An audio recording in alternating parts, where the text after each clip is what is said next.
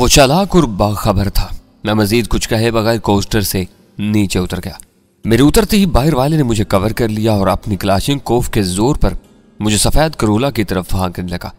बदतमीज नौजवान बदस्तूर कोस्टर में रुका रहा। उसकी उड़ाती हुई तल्ख आवाज बाहर तक सुनाई दे रही थी। वो पश्तो में बोल रहा था, इसलिए उसकी बातें मेरी समझ से बाहर थीं। लेकिन मुझे यह इतराक हो चुका था कि वो लोग भरी कोस्टर में से सिर्फ मुझे अगवा करके अपने साथ ले जाने का इरादा रखते थे। मुझे ले जाने वाला मेरे साथ ही सफेद करोला की अगली निशिस्त पर विराजमान हो गया। फिर हैरतनाक सुरात से बकिया दो अफराद भी अगली निशिस्तों पर आ बैठे और वो गाड़ी कोस्टर को पीछे छोड़कर बर्क रफ्तारी से आगे रवाना होगी। तुम लोग कौन हो और मुझे कहाँ ले जा रहे हो? गाड़ी की हरकत में आने के बाद मैंने एहतिजाजी लहजा पूछा। किस्सा ख्वानी बाजार के एक होटल में अपने मेजबान से मिलने के बाद तुमको बहुत सी बातें खुद ब खुद मालूम हो जाएंगी, मुझे कोस्टर से उतारने वाले शख्स ने कहा।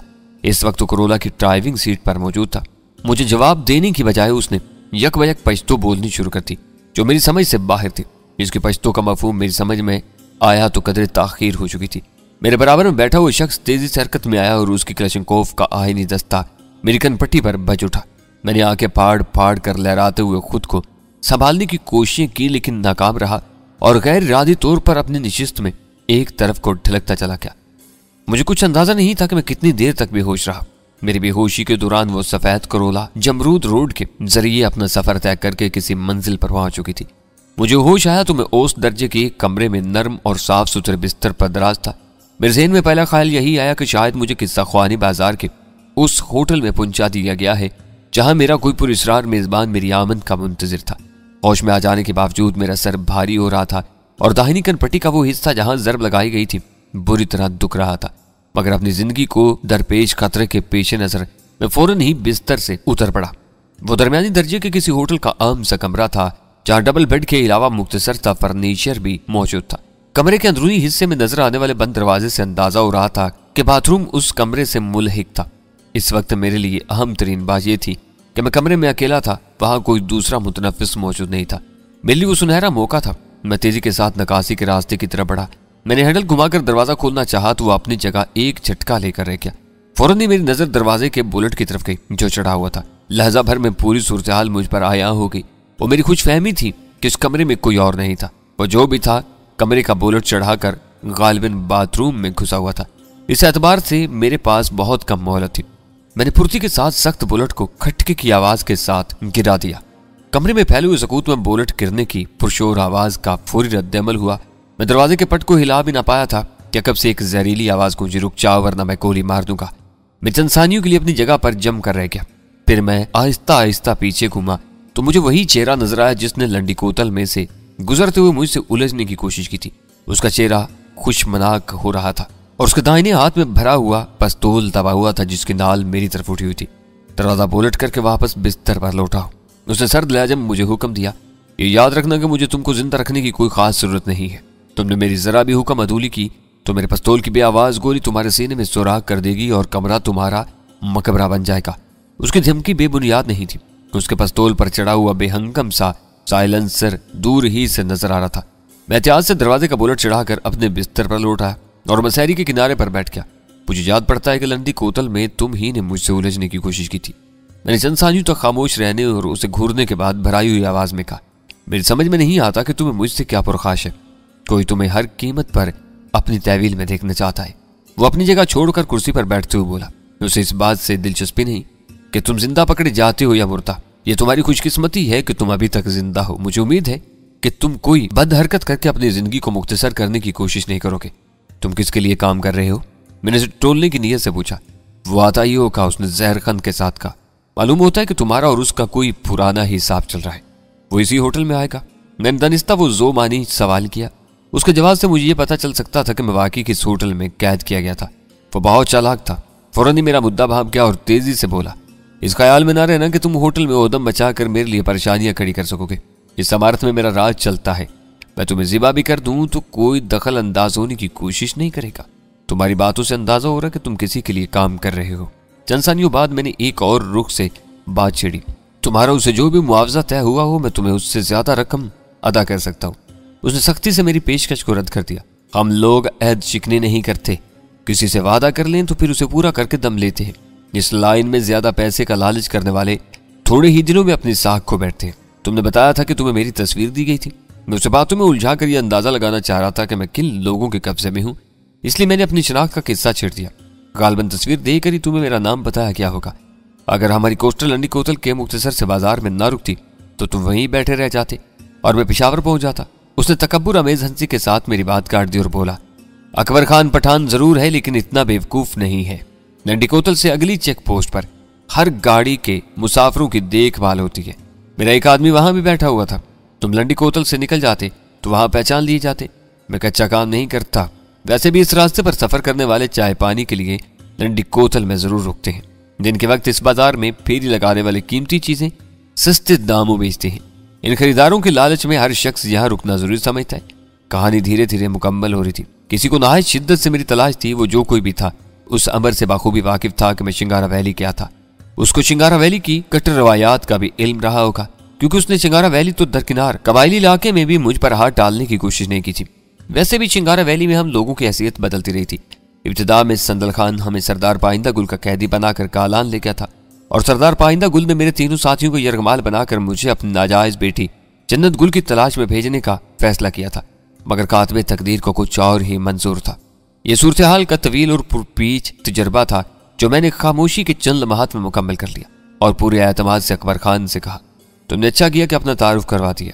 मुझे यह एतराफ़ करने में कोई आर नहीं कि तुम इंतहाई सालिम शय हो। तुमने जिस सुरात से मुझे पहचान कर अपनी कार्रवाई की उसके बिना पर मुझे ये कहने में कोई झिझक नहीं कि तुम्हें बेवकूफ़ करदानने वाले अहमकों की जन्नत में रहते हैं। मेरा ख्याल है कि तुमसे काम लेने वाले तुम्हारी कार्रवाई देख कर हैरान रह जाएंगे।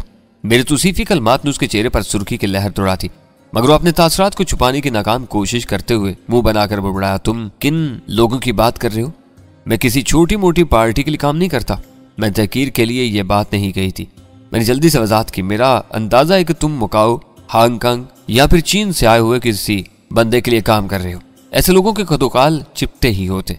खुदा की पनाह। वो फर्श पर नस्वार की पुचकारी मारते हुए बोला, इन जर्द लोगों से मुझे वहशत होती है। इन्हें देखते ही शफाफ शीशे पर रेंगती हुई किसी ऐसी छिपकली का जर्द पेट याद आ जाता है जिसकी फैली हुई आंखें अपने किसी महसूर शिकार पर मरकूज हो। एक लम्हे के लिए भी उस नस्ल के लोगों के करीब नहीं रहा जा सकता। फिर वो कौन है? लोहा गर्म देखकर मैंने फौरन मुख्तसर सा सवाल दाग दिया। मकामी है। वो इस तरह ही लहजे में बोल पड़ा, मैं गैर मुल्कियों के लिए काम करने को गद्दारी समझता हूँ, और अगर अपने ही लोग गद्दारी कर रहे हो तो तुम्हारा रवैया क्या होगा? मैंने पूछा। क्या मतलब? मेरे सवाल पर वो बुरी तरह चौंक पड़ा। हैरत से उसकी आंखें फैल गई। बात मेरी या तुम्हारी जात की नहीं। मैंने कहा, फर्ज करो कि वो मुझे या तुम्हें उलझा कर किसी तरह मुल्क को नुकसान पहुंचाना चाहते हैं, तो तुम क्या करोगे? मैंने उसकी कमजोरी भांपते हुए अपने सवाल का रुख बदल दिया। मैं इन्हें फना कर दूंगा। उसका जवाब बिल्कुल गैर इरादी बल्कि बेसाख्ता था। फिर तुम एक काम करो। मैं नरमी से उसे मशवरा दिया, अगर तुम इतने ही मुहब्बे वतन हो तो मेरे बारे में फौजी या इंटेलिजेंस के किसी आला अफसर से बात करो। वो तुम्हें बता देगा कि मेरी वफादारियों की क्या नौयत है। क्या तुम फौजी हो? उसके लब लहजे में हैरत और एहतराम का इम्तिजाज था। नहीं, मैंने अपने सर को जुम्बिश देते हुए कहा, लेकिन इनका मुआवन जरूर हूँ। पठान फौज में हो या ना हो, आधा फौजी होता है। वो अपनी गर्दन घुमा कर हो रहा है। हम लोग अपनी जमीन के लिए खून देने को बहुत बड़ी साजिश समझते हैं। अगर ऐसा ही कोई मामला हुआ तो तुम मुझे इससे बाहर समझो। इसी वक्त दरवाजे पर दस्तक हुई और फिर होती ही चलेगी। अकबर खान इस तरह तौर पर कुर्सी से उठ खड़ा हुआ और अपने पिस्तौल से मुझे जद में लिए हुए होशियारी से दरवाजे की तरफ बढ़ने लगा। इस मरहले पर मेरा उससे उलझने का कोई इरादा नहीं था, ना ही उसने किसी गफलत का मुजाहरा किया और बुलेट गिरा कर दरवाजा खोल दिया। बाहर से फौरन ही दो आदमी कमरे में घुस आए। दरवाजा बंद कर दिया। क्या उनमें से एक चेहरा मेरा शनासा था। उसे देखते ही चौंकना मेरा इस्तरारी रद्द अमल था, लेकिन मैंने फौरन ही अपने तासरात पर काबू पा लिया। मैं अनजान बनकर उनके अज़ाइम से बेहतर तौर पर वाकिफ हो सकता था। मुझे याद पड़ता था कि जब मैंने माफिया में शमूलियत इख्तियार की थी तो वो शख्स पुरस्रार अंदाज में ट्रेडलाइन के दफ्तर में आता जाता रहता था। वो दफ्तर में किसी से बातचीत किए बगैर हबीब शिवानी के दफ्तर की तरफ जाता और तखलिये में उसके साथ कुछ वक्त गुजार कर खामोशी से वापस लौट जाता। माफिया के असल कारोबार यानी हेरोइन के लेन देन से उसका कोई प्राय रास्त ताल्लुक नहीं था, इसलिए मैंने सैंडो और फिर शेरशाह से भी उसके बारे में मालूमात हासिल करने की कोशिश नहीं की। लेकिन इस वक्त उसे कमरे में मौजूद पाकर मुझे शुबा होने लगा कि शायद माफिया के सरकर्दा लोगों को अपने मकामी यूनिट की मुकम्मल तबाही हजम नहीं हो सकी थी। वो लोग हबीब शिवानी की मौत और ट्रेड लाइन के दफातर पर कामयाब छापे की वजह का सुराग लगाने के लिए सरकर्दा थे। आने वालों ने गहरी और तनफ्फुर अमेज नजरों से मेरा जायजा लिया। अजनबी शख्स ने अकबर खान से मुखातिब होकर कहा, तुमने ठीक आदमी पर हाथ डाला है। इतनी सफाई से काम करने पर तुम इनाम के हकदार बन गए हो। इस असना में दूसरा शख्स बराह रास्त मेरी तरफ बढ़ता चला है उसके किताबी चेहरे और भारी जबड़ों के अलावा आंखों की बनावट से उसकी तशद्दुद पसंद तबीयत का इजहार हो रहा था। वो मुझसे बमुश्किल 2 कदम दूर रुक गया और फिर झुक कर अपने चेहरे को मेरे चेहरे के इतने करीब ले आया कि उसके गहरे सांसों से बचने के लिए मुझे अपना मुंह दूसरी तरफ फेरना पड़ गया।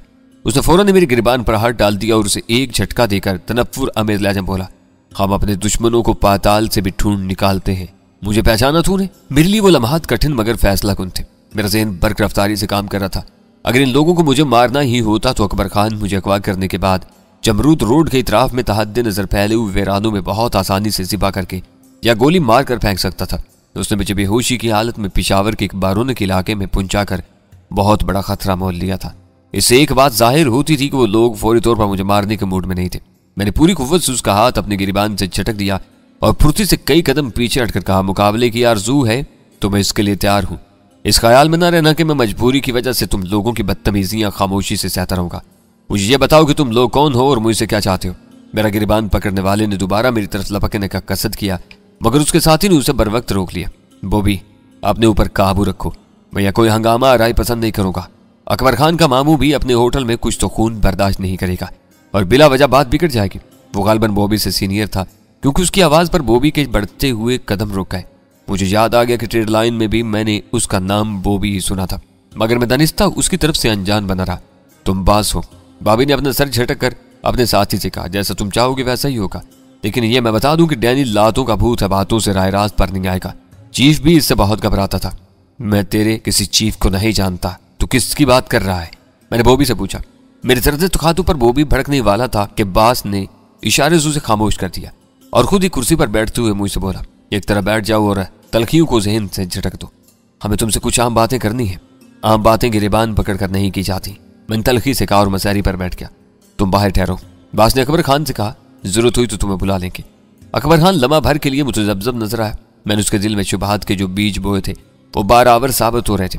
उसने मुंह से कोई लफ्ज निकाले बगैर अपना पिस्तौल चलवार के नेफे में उड़सा और बाहर चला गया। इस बार इन दोनों ने दरवाजा बुलेट करने की जरूरत महसूस नहीं की थी। मेरे नुक्ता नजर से उनकी वो कायली सूदमंद थी। ये बात यकीनी थी कि अकबर खान बाहर जाने के बावजूद अंदर की गुफ्तगू पर कान लगाए रखता।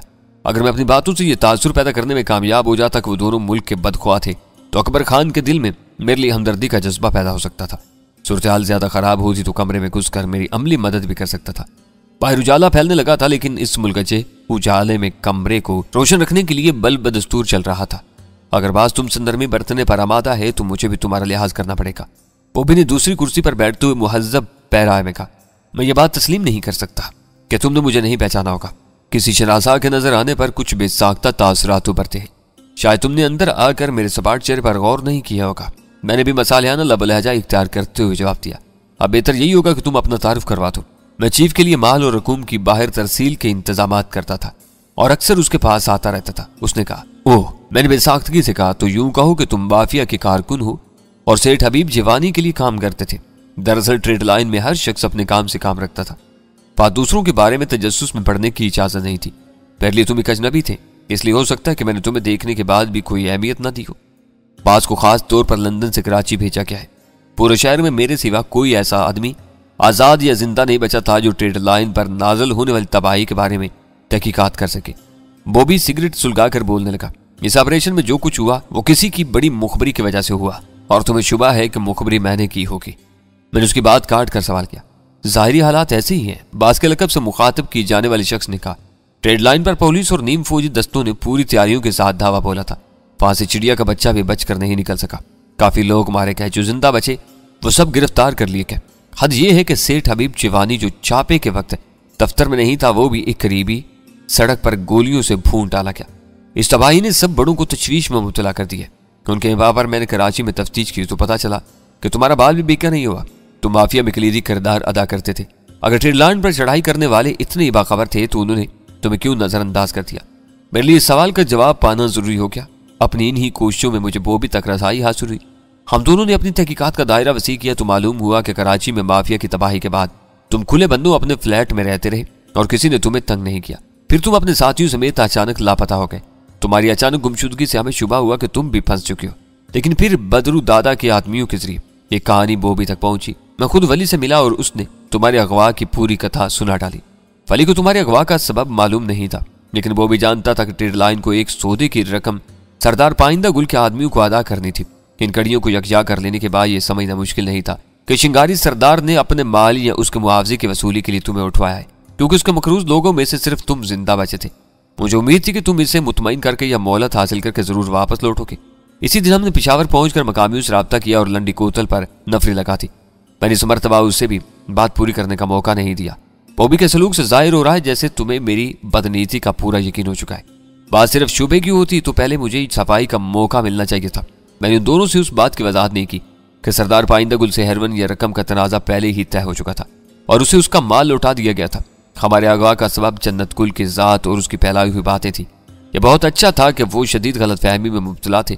उन्हें असल सूरत हाल की भनक भी मिल जाती तो मेरे लिए हर रास्ता दुश्वार हो जाता और यह भी बताना मुश्किल हो जाता कि मैंने सरदार से जान कैसे छुड़ाई, या उसकी वादी में क्या हुआ, या कि उसकी मतलूबा हेरोइन मैंने उसे वापस कैसे की। इन हवालों से स्पेशल टास्क फोर्स का जिक्र नागुज़ीर हो जाता और फिर मैं उन दोनों से किसी तरह अपनी गर्दन नहीं बचा सकता था। वो मुझे सरकारी एजेंट करार देकर बेदर्दी से मौत के घाट उतार देते। खैर वो बॉबी की जल्दबाजी थी। अब तुम्हें सफाई का मौका दिया जा रहा है, बास ने कहा। ट्रेड लाइन पर जो तबाही नाजुल हुई वो मेरे लिए भी हैरान कुन थी। मैंने पूरा एतमाद अंदाज में सिगरेट सुलगाने के बाद कहा, कुछ अरसे से कराची के हालात गड़बड़ चल रहे थे। चीफ को कई बार शुबा हुआ कि कुछ नामालूम लोग खाड़ियां बदल बदल कर उसका पीछा करते हैं। हो सकता है कि उसकी बीवी की किसी बेएहतियाती की वजह से उसकी रुपोशी रास न रही हो। सरकारी तौर पर उसे जर्मनी की एक जेल में मुर्दा करार दिया जा चुका था। ऐसी सूरत में उसकी यहाँ मौजूदगी की खबरें खुफिया इदारों को चुकन्ना कर सकती थी। यह हम सब की बदकिस्मती है कि चीफ ने इन मजमूम खतरात की अहमियत का इदराक नहीं किया और सब कुछ डूब गया। इस वाक़े ने मुझे हिला कर रख दिया था। यह बात बिल्कुल गलत है कि मैं खुले बंदों अपने फ्लैट में रहता रहा। मैं किसी चोर की तरह वहां रिपोज था। कई बार मुझे वहां से गायब भी रहना पड़ा। मैं उसे सिर्फ अपनी खुशकिस्मती करार दूंगा कि कोई सरकारी एहलकार मुझ तक नहीं पहुंच सका, मगर मुझे यकीन है कि मेरी तलाश जारी होगी। सरदार पाइंदा गुल ने मुझे अगवा करके उन लोगों को भी चक्कर में डाल दिया होगा। मैं कराची में काफी मुद्दत तक मंजर-ए-आम पर नहीं आ सकूंगा। बस चंद सानियों तक खामोश रहकर गहरी नजरों से मेरी तरफ देखता रहा। साफ जाहिर हो रहा था कि वो मेरे चेहरे से मेरी बातों की सदाकत का अंदाजा लगाना चाह रहा था। आखिरकार वो सपाट लहजे में बोला, तो मैं ये समझ लूं कि तुम सच बोल रहे हो। तुम कराची चलकर खुद अंदाजा कर सकते हो कि वहां मेरे लिए कितने खतरात मौजूद है। मुझे अंदाजा है। वो सर हिलाते हुए गहरी संजीदगी से बोला, तुमने शायद मेरी बात पर गौर नहीं किया कि मैंने तुम्हारे बारे में बाकायदा तहकीकात की है। यह तुम्हारी बदकिस्मती है कि किसी सरकारी इदारे को तुम्हारी तलाश नहीं है। इसका एक ही मतलब है कि तुम उनके आदमी हो। अलबत्ता शहर में कुछ और लोग जरूर तुम्हारी तलाश में। वो कौन लोग हैं? मैंने उसके अखज़ किए हुए नतीजे को कोई अहमियत दिए बगैर पूछा। वो दो गैर मुल्की बदमाश हैं और अपने काम के आदमियों की तलाश में कराची के जराइम पेशा अफराद की बस्तियों में भटकते फिर रहे हैं। उसने मानी के लहजे में कहा, तुम्हें अपने दुश्मनों के बारे में खासा बाखबर होना चाहिए। वो भी सरदार पाइंदा गुल की तरह ट्रेड लाइन के कर्ज ख्वाह हो सकते हैं।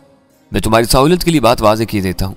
वो मेरी कता कलामी करके बोला, वो मकाऊ से आए हुए हैं। मकाऊ का जिक्र आते ही मेरे बदन में सनसनी की लहर सराहियत करके, मगर मैंने हैरत का इजहार करते हुए कहा, मकाऊ के बदमाश, उन्हें मुझसे क्या पुरखाश हो सकती है? मशरक़ बईद के किसी भी इलाके से हमारा लेन देन नहीं था। बको मत।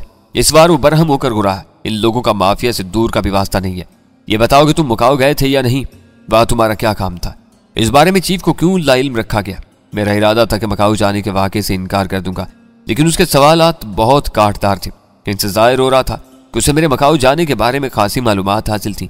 मैं दिल ही दिल में पहली बार घबराहट महसूस की और आहिस्तगी से बोला, मैं तुम्हें बता चुका हूँ कि ट्रेड लाइन की तबाही के बाद मैंने सारा वक्त कराची में नहीं गुजारा था, बल्कि खतरात को भांपते हुए बाहर निकल गया था। वो सिर्फ वक्त गुजारने का एक बहाना था। इस वक्त चीफ इस दुनिया में नहीं था, इसलिए उसे बाखबर रखने का सवाल ही पैदा नहीं होता था। हो सकता है कि वहां के किसी बदमाश को मेरी कोई बात नागवार गुजरी हो। मैंने वहां के कई जुए खानों में खासी लंबी रकमें जीती थी। वो दोनों इन जुए खानों के पालतू गुंडे भी हो सकते हैं। मैंने अंधेरे में एक तीर चलाया था जो नाकाम भी हो सकता था। मेरे बयान में सबसे बड़ा झोल ये था कि मैं हबीब जेवानी की मौत के बाद नहीं बल्कि उससे पहले मुका हो गया था। उस वक्त मैंने हबीब जेवानी से इस्लामाबाद जाने का बहाना किया था। अगर वो दोनों पूरी मालूमात के साथ आए थे तो इसी एक बात पर मेरी गिरफ्त कर सकते थे, लेकिन बात टल गई। वो दांत पीसते हुए बोला, दोनों चीनी हरामजादे बहुत घुने हैं, खुलकर बात ही नहीं करते। बस उन्हें हर कीमत पर तुम्हारी तलाश है। तुम्हें यहां से ले जाकर उनसे सौदेबाजी की जाएगी तो वो तुम्हारे लालच में खुलने पर आमादा हो जाएगी। इस वक्त पता चल जाएगा कि तुम्हारी कहानी में कितनी हकीकत पाई जाती है। वो खामोश हो गया, लेकिन मेरे लिए इतना ही काफी था कि मुझे आर्जी मोहलत मिल गई थी। बाज की गुफ्तगू का अहम तरीन नुक्ता यह था कि वो ज़हनी तौर पर मुझे कराची ले जाने यानी मजीद कई दिन जिंदा रखने के लिए तैयार हो चुका था। मैं इस मुद्दत में अपनी गुलखुलासी के लिए कुछ हाथ पैर मार सकता था। इस वक्त उससे ज्यादा की उम्मीद अबस थी। کچھ دیر کی خاموشی کے بعد باز پھر بولنے لگا، تم سمجھ گئے ہوگے کہ ہمارے لیے مکاؤ کی کیا اہمیت ہے۔ وہاں ہمارا ایک عام اور ذہین آدمی بھرے مجمع میں قتل کر دیا گیا تھا اور قاتل کا سراغ تک نہیں مل سکا تھا۔ ہاں، میں زندگی بھر ڈان نیشیکاؤ کو نہیں بھول سکتا، میں نے اداسی بھرا لہجہ اختیار کرتے ہوئے کہا۔ مجھے کئی دن بعد چیف نے اس دردناک قتل کے بارے میں بتایا تھا۔ ڈان مجھ سے بہت محبت کرتا تھا اور نرمی سے پیش آتا تھا۔ اس نے مجھے تخلیہ میں گفتگو کرنے کی بھی عزت بخشی تھی۔ اگر موت نے اسے رپورٹ بھیجنے کی مہلت دی ہوتی تو تمہیں یہ بھی معلوم ہو گیا ہوگا کہ وہ مجھے چیف سے زیادہ بااختیار بنانے کا آرزومند تھا، مگر موت نے سب کچھ ملیا میٹ کر دیا۔ ڈان نیشیکاؤ مکاؤ میں مارا گیا یا مافیا تہس نہس کر دی گئی اور چیف اپنے ایک ماتحت کی ماتحتی کرنے سے پہلے ملک عدم کو سدھار گیا۔ ڈان نیشیکاؤ کی رپورٹ مدر مافیا کے ریکارڈ پر ہے۔ باز نے گہرا سانس لے کر کہا، یہی وجہ ہے کہ تمہیں زندہ پکڑا گیا ہے اور الزام ثابت ہونے تک زندہ رکھا جائے گا، ورنہ غداروں کے بارے میں مافیا کی روایات بہت صفاقانہ ہیں۔ جس کسی پر مافیا سے غداری کا شبہ بھی ہو جائے اسے پہلی فرصت میں دوسروں کے لیے عبرت کا نمونہ بنا دیا جاتا ہے۔ تمہارا دامن صاف ہوا تو پاکستان میں مافیا کی تنظیم نو کا کام شاید تم ہی کو سونپ دیا جائے۔ تم اپنی بات کہہ چکے ہو، میں نے اپنی صفائی پیش کر دی ہے۔ میری بے گناہی کا فیصلہ کب ہوگا؟ تمہیں مکاؤ سے آئے ہوئے چینیوں کے سامنے پیش کر کے ان کی زبانیں کھلوائی جائیں گی۔ باز کے ہونٹوں پر خفیف سی طنزیہ مسکراہٹ پھیل گئی۔ مجھے شبہ ہے کہ کہیں وہ ڈان کوانگ فو کے آدمی نہ ہو۔ یہ ڈان کوانگ فو کون ہے؟ میں نے اپنی اضطراب پر قابو پاتے ہوئے پوچھا۔ وہ مکاؤ میں شیک آئی مین ہے۔ باز کے ہونٹوں کے گوشے مزید پھیل کے۔ وہ اس خطے میں اس قدر طاقتور اور بارزوق ہے کہ اسے مکاؤ کا بے تاج بادشاہ کہا جاتا ہے۔ اس کا حصہ ادا کیے بغیر کوئی شخص کوئی جائز یا ناجائز دھندا نہیں کر سکتا، پھر بھی لوگ اس کی عزت کرتے ہیں۔ ڈان نیشیکاؤ اسی کی حویلی میں مارا گیا تھا۔ اوہ، میں نے تحیر زدہ آواز میں کہا، یہ مجھے معلوم نہیں تھا۔ پھر تو یہ سامنے کی بات ہے کہ شی کے ایک بڑے نے مافیا کے ایک بڑے کو گھیر کر مروا دیا۔ اس سازش پر کوانگ فو کے چیتھڑے اڑائے جانے چاہیے تھے۔ اس نے اپنے سر کو نفی میں جنبش دیتے ہوئے کہا، وہ دونوں ایک دوسرے کے پڑوسی اور بچپن کے گہرے دوست تھے۔ پاشی اور مافیا کا کوئی قصہ نہیں تھا۔ ایک دوست اپنے پرانے دوست سے ملنے گیا تھا۔ چینی بہت روایات پرست ہوتے ہیں، وہ دشمن کو بھی ایسی مکاری سے نہیں مارتے۔ ڈان نیشیکاؤ کے قتل کے بعد ڈان کوانگ فو کے آدمیوں نے مکاؤ کے ہر مشتبہ آدمی کے گھر اور کاروبار کو جلا کر راکھ کے ڈھیر میں تبدیل کر دیا تھا۔ شاید کسی نے کوانگ فو کے سینے میں بھڑکتی ہوئی آگ نہ دیکھی ہو، لیکن مکاؤ میں بھڑکتے ہوئے فلک بوز شعلوں کو میلوں دور تک دیکھا گیا تھا۔ ڈان کوانگ فو نے اپنے معزز ترین مہمان کے قتل کو اپنی سخت بے عزتی سے تصور کیا تھا۔ وہ آج تک مافیا کے بڑوں سے شرمسار ہے، لیکن ڈان کوانگ فو کی حویلی میں پیش آنے والے واقعات سختی سے دبا دیے گئے۔ کسی کو نہیں معلوم کہ اندر کیا ہوا، وہاں کون کون مشتبہ تھا، ڈان کوانگ فو کس کی بو پر لگا ہوا ہے۔ پرانے دوستوں کی ملاقات کے جشن میں شرکت کرنے والے اس بارے میں ایک لفظ بھی بتانے پر آمادہ نہیں ہے۔ بس ڈان یہ کہتا رہتا ہے کہ جس دن وہ اپنے عزیز ترین دوست کے قاتل کو پکڑ لے گا اسے اسی دن نیشیکاؤ کے ورثاء کے حوالے کر دے گا۔ اس کی وہ باتیں آ کے کھول دینے والی تھیں، ان سے میری کئی الجھنیں دور ہو گئی۔